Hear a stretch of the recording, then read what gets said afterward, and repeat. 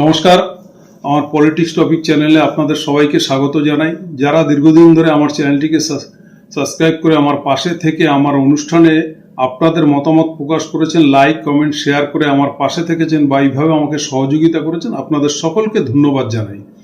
যাক, আজকের আমার পলিটিক্স টপিক চ্যানেলে আপনাদের কাছে একটাই আবেদন, প্রতিনিয়ত যেভাবে করে থাকি, আমার অনুষ্ঠান যদি ভালো লাগে, আমাকে যদি সহযোগিতা করার মানসিকতা তৈরি হয় আপনার মধ্যে, তো আমাকে একটাই সহযোগিতা করবেন, সেটা আমার চ্যানেলটিকে সাবস্ক্রাইব করে আমার পাশে থাকবেন এবং আমার অনুষ্ঠান দেখবেন এবং ভুল ত্রুটি ভালো লাগা মন্দ লাগা আপনারা কমেন্টের মাধ্যমে প্রকাশ করবেন। পূর্বে ঘোষিত যেভাবে আমি বলে এসেছিলাম যে প্রত্যেকটি জেলা ধরে ইলেকশনের আগেই আপনাদের সামনে সমীক্ষা তুলে ধরবো, যে সব ধরনের ভিডিও করা হয়েছে। কিছু জেলা আমি ইতিমধ্যে করেও ফেলেছি, কয়েকটি জেলা মাত্র বাকি রয়েছে। তা আজকের যে জেলাটি নিয়ে আপনাদের সামনে সমীক্ষা তুলে ধরছি সেটা হলো পূর্ব মেদিনীপুর। এই পূর্ব মেদিনীপুরে মোট 16টি আসন বিশিষ্ট বিধানসভা, 16টি বিধানসভা নিয়ে এই জেলা গঠিত। এই জেলার সমীক্ষা করতে চলেছি, কি হতে চলেছে এই সমীক্ষায় আপনাদের সামনে সেটাই তুলে ধরবো আজকে। যাই হোক, প্রথম আসনটি হলো এগরা। 2021 সালে তৃণমূল কংগ্রেস এখান থেকে জিতেছিল।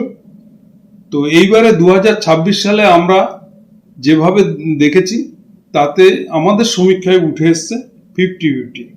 এই আসনটি যে কেউ লাস্ট মুহূর্তে বেরিয়ে যেতে পারে, তৃণমূলও জিততে পারে, বিজেপিও জিততে পারে, তাই এই আসনটিকে আমরা 50-50 রেখেছি।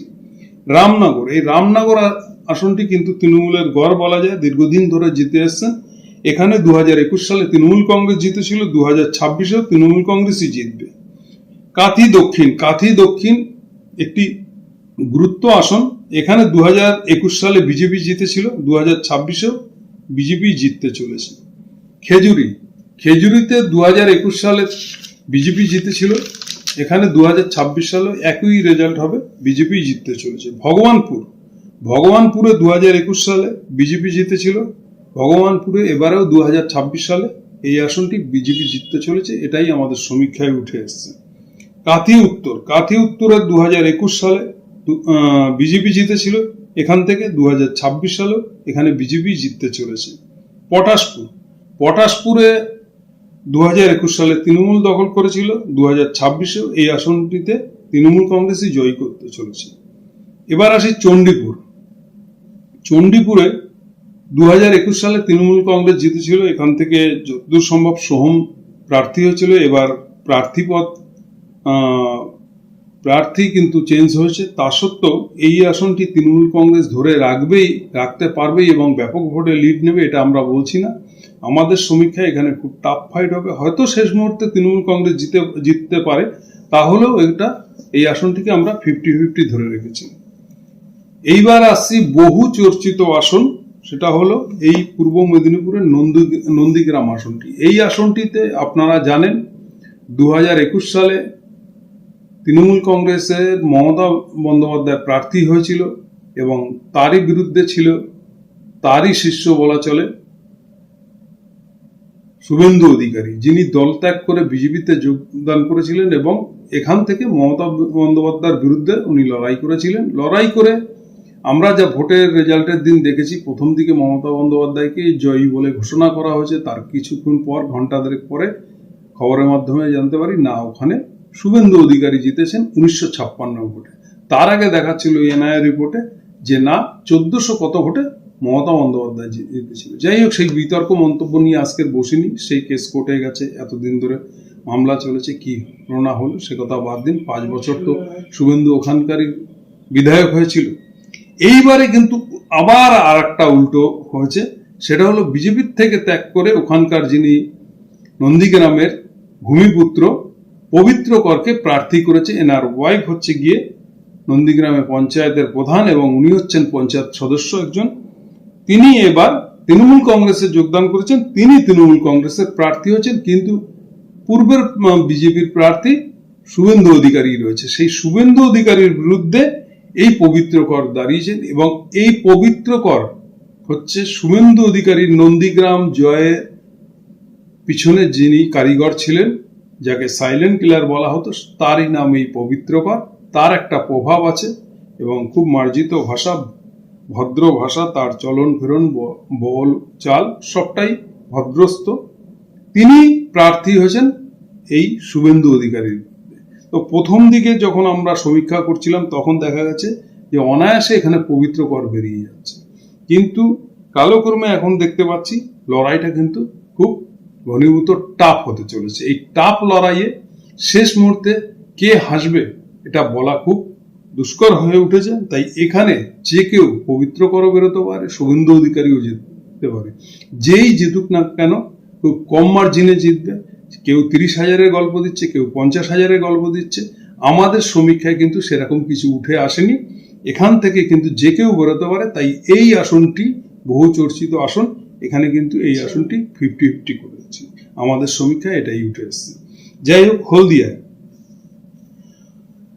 হলদিয়ায় যিনি প্রার্থী ছিলেন বিজেপির, তিনি দলত্যাগ করে তৃণমূলে যোগদান করেছেন, তিনি প্রার্থী হয়েছেন তৃণমূলের। এবার নতুন কোন প্রার্থী করেছেন বিজেপির থেকে হলদিয়াতে। কিন্তু 2021 সালে বিজেপি জিতেছিলেন। আমাদের সমীক্ষায় উঠেছে 2026-এও সেই বিজেপি ধরে রাখবে। মহিষা দল 2021-এ তৃণমূল কংগ্রেস জিতেছিল এবং 2026-এও তৃণমূল কংগ্রেসই এখান থেকে জয়ী হবে। নন্দকুমার 2021 সালে তৃণমূল কংগ্রেস জয়ী হয়েছিল, 2026-এও তৃণমূল কংগ্রেসই ধরে রাখবে এই আসনটি। ময়নাতে 2021 সালে এখান থেকে অশোক দিনদাস জিতেছিল বিজেপির হয়ে খুব সামান্য ভোটে। 2026-এ আপনারা জানেন বিজেপির থেকে একজন দলত্যাগ হয়ে তৃণমূল কংগ্রেসে জয়েন করেছেন, তিনি তৃণমূল কংগ্রেসের প্রার্থী হয়েছেন। তো এই আসনটিও খুব টাফ লড়াই হতে চলেছে এবং এই আসনটি কিন্তু অনায়াসে কেউই জিততে পারবেন না। তার জন্য এই আসনটিকেও আমরা 50-50 করে রেখেছি। পাঁশকুড়া পশ্চিম 2021 সালে তৃণমূল কংগ্রেস জিতেছিল, 2026-এও তৃণমূল কংগ্রেসই জিতবে। পাঁশকুড়া পূর্ব 2021 সালে তৃণমূল কংগ্রেস জিতেছিল, এখান থেকেও 2026 সালে তৃণমূল কংগ্রেসই জয়ী হচ্ছে। তমলুক আসন 2021 সালে তৃণমূল কংগ্রেস জিতেছিল, কিন্তু 2026 সালে কিন্তু উল্টো হওয়া বইছে। মনে হচ্ছে এখানে 2026-এ এই আসনটি তৃণমূলের থেকে বিজেপি কেড়ে নিতে চলেছেন। আমাদের সমীক্ষায় এরকমই উঠেছে। যাই হোক, এই সমীক্ষা আপনাদের সামনে তুলে ধরলাম। কেমন লাগলো না লাগলো আপনারাই বিচার করবেন। আমার সাথে যারা রয়েছে তারা এই সমীক্ষা করতে গিয়ে প্রত্যেকটা বিধানসভার অলি গলি, কোনো চায়ের দোকান, কোনো বড় ব্যবসায়ীর সাথে এবং দলীয় কর্মী বা সাধারণ মানুষ, খেটে খাওয়া মানুষ থেকে শুরু করে সর্বপ্রকার মানুষের সাথে, সর্বধর্মের মানুষের সাথে আমরা আলাপ আলোচনা করেছি।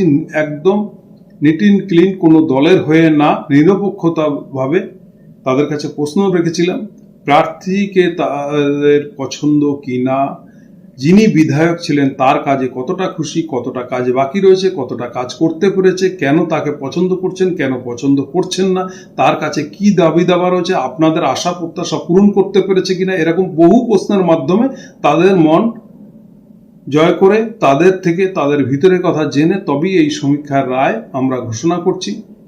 যদি আপনাদের কাছে উপযুক্ত মনে হয় এবং যে যেখান থেকেই দেখেন না কেন, যদি কেউ আমার এই ভিডিও আপনাদের এই পূর্ব মেদিনীপুরের কোনো বিধানসভার মধ্যে থেকেই দেখে থাকেন, তো আপনারা আপনাদের মন্তব্য অবশ্যই কমেন্টে জানাবেন এবং সমীক্ষাটি কেমন লাগলো অবশ্যই জানাবেন। যাই হোক, আজকের সমীক্ষা এখানেই রাখছি। তবে বলে রাখি, এই 16 আসন বিশিষ্ট এই পূর্ব মেদিনীপুরের 6টি পাচ্ছে তৃণমূল কংগ্রেস, 6টি পাচ্ছে বিজেপি এবং 4টি কিন্তু অমীমাংসিত থাকছে। কিন্তু 2021 সালে 7টি করেই উভয় দল পেয়েছিল, এই 8টি করেই উভয় দল পেয়েছিল যতদূর সম্ভব। কিন্তু এবারে কিন্তু একটু অদল বদল হচ্ছে, 6টি করে 2টি দলই পাচ্ছে, 4টি অমীমাংসিত থাকছে এবং শেষ পর্যন্ত যে কেউ এখান থেকে ওই 4টির মধ্যে বাজিমাত করতে পারে। যাই হোক, অনুষ্ঠান এখানেই শেষ করলাম। জয় হিন্দ, বন্দে মাতরম।